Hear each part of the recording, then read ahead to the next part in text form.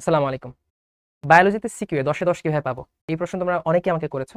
কয়েকটা টপিক আমি খুব ভালো করে বলে দিচ্ছি যে এই টপিকগুলো অ্যাড্রেস করলে মোটামুটি তুমি 10 এ 10 পাওয়ার মতো এলিজিবল হবে ইনশাআল্লাহ। তো প্রথমত যত নম্বরের প্রশ্ন তত প্যারা করে লিখা। ১ নম্বরের প্রশ্ন খুব বেশি লেন্দি করবে না। একদম ক্লিন কাট কথাটা লিখে দিবে বইয়ের ভাষায়। ৬ নম্বরের প্রশ্ন ২ টা প্যারায় লিখবা। প্রথমটা থাকবে জ্ঞানমূলক অংশ, পরেরটা থাকবে অনুধাবনমূলক অংশ। চেষ্টা করবা বইয়ের ভাষা অনুযায়ী লেখার জন্য। কারণ ক এবং খ নম্বরের প্রশ্নগুলো স্যাররা বইয়ের ভাষায় প্রাসঙ্গিক আকারে দেখতে খুব বেশি পছন্দ করেন। ঠিক আছে? এক্ষেত্রে নিজের মনের মাধুরী কম মেশানোই ভালো। তারপরে চলে আসি পয়েন্ট করে লিখা।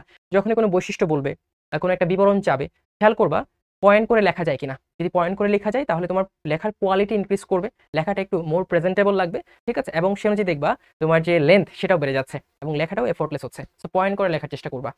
যখনই প্রশ্নে পার্থক্য বা তুলনামূলক আলোচনা চাইবে, তখন তুমি টেবিল আকারে লেখার চেষ্টা করবা।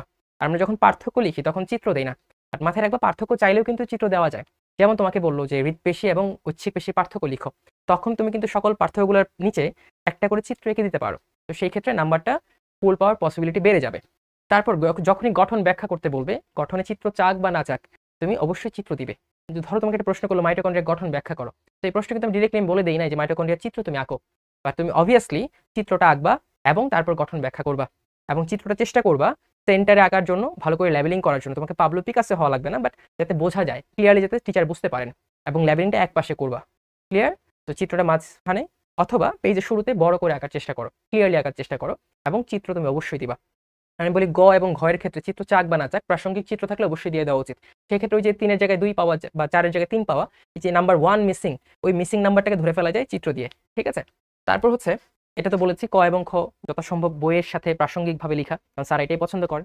গ এবং ঘ এর ক্ষেত্রে চিত্র লেখা এবং অন্যান্য যে ব্যাখ্যা বিশ্লেষণ আছে। এবং গ এর ক্ষেত্রে মিনিমাম ৩টা প্যারা, ঘ এর ক্ষেত্রে মিনিমাম ৪টা প্যারা লিখা। কথাগুলো অবশ্যই প্রাসঙ্গিক হতে হবে।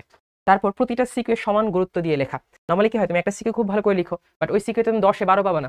বাট এখানে অনেক বেশি সময় দেওয়ার কারণে তুমি আরেকটা সিকিউ দেখা যাচ্ছে 4 পাওয়ার মতো করে লিখছো। তো ওভারঅল নাম্বারটা কমে যাচ্ছে।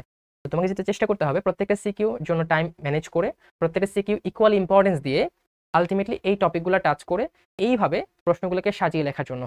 এতে কি হবে, তোমার ওই যে বায়োলজিতে 10 এ 10 পাওয়ার প্রবাবিলিটি অনেক অনেক বেড়ে যাবে।